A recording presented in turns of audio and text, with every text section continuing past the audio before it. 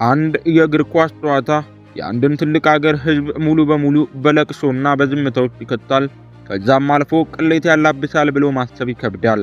ነገር ግን በ1950 የዓለም ዋንጫ ማራካና ስታዲየም ላይ የሆነው በትክክል ይኸው ነበር። የዓለም ዋንጫው ከመጀመሩ በፊት አሸናፊነታችን ታውቋል ብለው የወርቅ ሜዳሊያ ያዘጋጁ፣ ስማቸው የታተመበት የድል ጋዜጣን ያሳተሙና በስታዲየም ውስጥ 200,000 ህዝብ ሰብስበው ጨዋታውን የጀመሩት አዘጋጆቹ ብራዚላውያን በመጨረሻ ሰከንድ ምን ገጠማቸው? Uruguai, os campeões mundiais de futebol de 1950, reconquistando o título que haviam obtido em 1930 e perdido depois para a Itália. በእግር ኳስ ታሪክ ውስጥ ትልቁ አስደንጋጭ ክስተት ወይም ማራካናዞም። ዛሬ በክፍል 2 ስታዲየሙን የመቃብር ስፍራ ያደረገውን ያንን የማይታመን የ1950ን የብራዚልና የዩራጓይ ፍልሚያ ታሪክ በዝርዝር እንቃኛለን። አብራችሁን ቆዩም።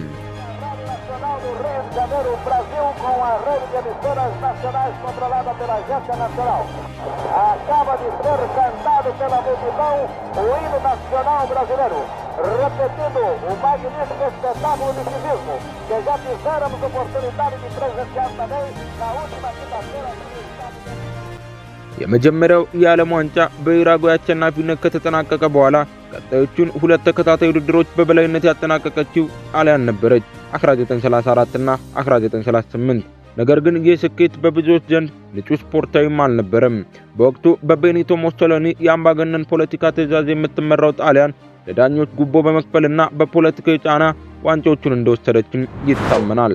በዚህ ምክንያት ብዙዎች ጣሊያንን እንደ እውነተኛ ቻምፒዮን አይቆጥሯትም ነበር። ይባስ ብሎም የሙሶሊኒና የአዶልፍ ሂትለር እጅ የነካው የወቅቱ ከባዱ ሁለተኛ የዓለም ጦርነት ተቀሰቀሰ። ስታዲየሞች ፈረሱ፣ ተጫዋቾች ወደ ውትድርናም ዘመቱ፣ እግር ኳስም የጦርነቱ ሰለባ ሆነ።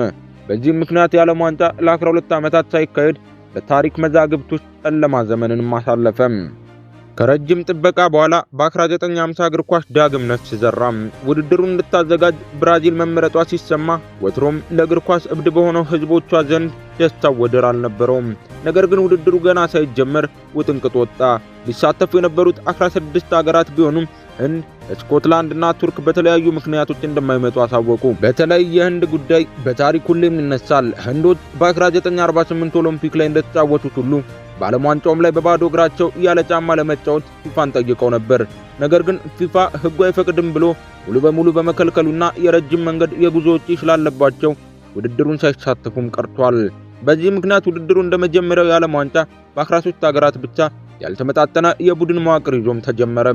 የ1950 የዓለም ዋንጫ በታሪክ ለየት የሚያደርገው አንድ ትልቅ ነገር አለ። ውድድሩ ፍጻሜ የሌለው የዓለም ዋንጫ ነበር። በታሪክ ለመጀመሪያና ለመጨረሻ ጊዜ አሸናፊን ለመለየት ፍጻሜ ጨዋታም አልተዘጋጀም። ይልቁንም 13ቱ ቡድኖች በአራት ምድብ ተከፋፍለው ከተጫወቱ በኋላ የየምድቡ አሸናፊዎች የሆኑት አራት ሀገራት በሌላ አንድ አዲስ የጋራ ምድብ ውስጥ እንዲሰባሰቡም ተደረገ። ህጉም በዚህ የመጨረሻ ምድብ ውስጥ 3 ጨዋታዎችን አድርጎ በነጥብ የበላይነት አንደኛ የሚወጣው ቡድን በቀጥታ የዓለም ዋንጫ ቻምፒዮን እንዲሆንም የሚደነግግ ነበር። አዘጋጇ ብራዚል ምድብ 1ን በበላይነት ተወጣች። በምድብ 2 እንግሊዝ በአሜሪካ ተረታ ድንገተኛ ስንብት አደረገች። ስዊድን የወቅቱ ቻምፒዮን ጣሊያንን ጥላለፈች። ዩራጓይ ደግሞ ቦሊቪያን 8-0 በሆነ የጎል ናዳ አጥለቅልቃ የመጨረሻውን የአሸናፊዎች ምድብ ተቀላቀለች። በዚህም መሰረት ብራዚል፣ ዩራጓይ፣ ስፔንና ስዊድን ለዋንጫ ፍልሚያም ተፋጠጡ። ብራዚል በአስፈሪ ብቃቷ ስዊድንን 7-1 ስፔንን 6-1 በመረምረም 4 ነጥብ ይዛ መሪነቱን ጨበጠች። በወቅቱ ማሸነፍ 2 ነጥቦችን ነበር የሚያስገኘው። በሌላ በኩል ዩራጓይ ስዊድንን አሸንፋ ከስፔን ጋር አቻ በመለያየት 3 ነጥብ ይዛ ሁለተኛ ደረጃ ላይ ተቀመጠች።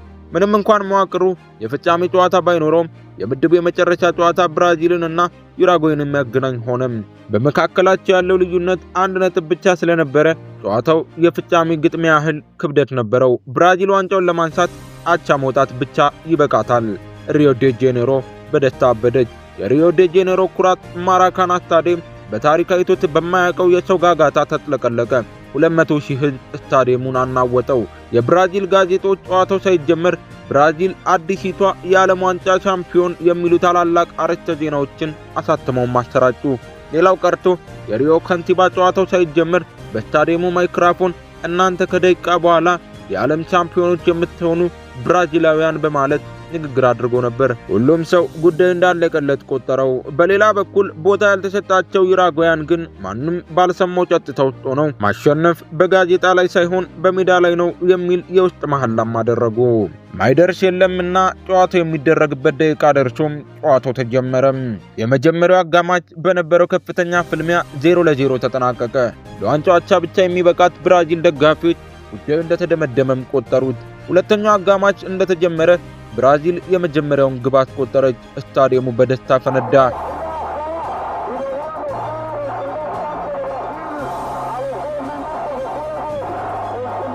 ነገር ግን ዩራጓያኑ አልተደናገጡም። ሳይረበሹ ኳሳቸውን መጫወት ቀጠሉ። ሳይታሰብ አንደኛውን ጎል አስቆጥረው ጨዋታውን 1-1 አደረጉ። አሁንም ለብራዚላቸው ውጤት ስለሚበቃ ደጋፊዎች መጮኻቸውን አላቆሙም ነበር። ነገር ግን ጨዋታው ሊያልቅ 11 ደቂቃዎች ብቻ ሲቀሩት የማራካናውን ቀልብ የገፈፈ መላዋን ብራዚል ያደናገጠ ሁነት ተከሰተም። የዩራጓዩ አጥቂ አልሲደስ ጊግያ የብራዚሉን ግብ ጠባቂ ሞአሲር ባርቦሳን አታሎ ሁለተኛውን ጎል አስቆጠረም። ውጤቱ 2-1 ሆነም። ማራካናው ጸጥ ረጭ አለም። ቀደም ሲል ለቡድናቸው የግጥም ማት ሲያወርዱ የነበሩት 200,000 ብራዚላውያን በቃላት የማይገለጽ የድንጋጤ ዝምታዎች ሰጠሙ። ጨዋታው በዩራጓይ 2-1 አሸናፊነት ተጠናቀቀ። ማንም ያመን አልነበረም። ስታዲየሙ ውስጥ ሰዎች ራሳቸውን ስተወደቁ። የደስታ እንባ ወደ መራራ ለቅሶ ተቀየረ። ዩራጓይ በታሪክ ለሁለተኛ ጊዜ የዓለም ዋንጫን አሳካች። ይህንን ሽንፈት ላዘጋጇ ሀገር ትልቅ ጠባሳ ጥሎ ያለፈ ሲሆን ትልቁ የህይወት መስዋዕትነት የከፈለው ግን የብራዚሉ ግብ ጠባቂ ሞአሲር ባርቦሳ ነበር። በወቅቱ በዓለም ላይ ካሉ ምርጥ ግብ ጠባቂዎች አንዱ የነበረው ባርቦሳ በዛች የዩራጓይ ሁለተኛ ጎል ምክንያት የሀገሪቱ ትልቅ ወንጀለኛም ተደርጎ ተቆጠረ። መላው የብራዚል ህዝብና ሚዲያም አገለሉት። ባርቦሳ ከዓመታት በኋላ ሲናገር በብራዚል ህግ ከፍተኛ የቅጣት ዘመን 30 ዓመት ነው። እኔ ግን ላላጠፋው ጥፋት ለ50 ዓመታት ያክል እስከ ህይወቴ ፍጻሜም ተቀጣው ብሎ በብቸኝነትና በሐዘን እንዳሳለፈም ተናግሯል። ብራዚል silenciou mesmo. Só acordou no dia seguinte com pesadelo. ሌላው ቀርቶ በ1993 የብራዚል ብሔራዊ ቡድን ማሰልጠኛ ካምፕን ለመጎብኘት ሄዶ እድል ያጠፋል በሚል እንዳይገብም ተከልክሏል። ይህም ታሪካዊ ሽንፈት የብራዚልን እግር ኳስ ለአንዴና ለመጨረሻም ጊዜ ለወጠው። ብራዚላውያን የማራካናውን ውስጣዊ ጠባሳ ለመቻር ሲሉ እስከዚያ ቀን ድረስ ሲጫወቱበት የነበረውን ነጭ ማሊያም ሙሉ በሙሉ በመተው ዛሬ ወደምናውቀውና ወደምናደንቀው ቢጫ ማሊያም ቀየሩት። ማሊያው ብቻ ሳይሆን የጨዋታ ስልታቸውንም በመቀየር ዛሬ ዓለም የሚያደንቃትን ጆጋ ቦኒ ውቡን እግር ኳስ ለመፍጠር መሰረት አሉ። ማራካናው የአንድ ቀን ጸጥታ ብቻ አልነበረም። ለብራዚል ደማቅ ዘመንና የገናንነቷ ዋዜማ በዓል ነበር።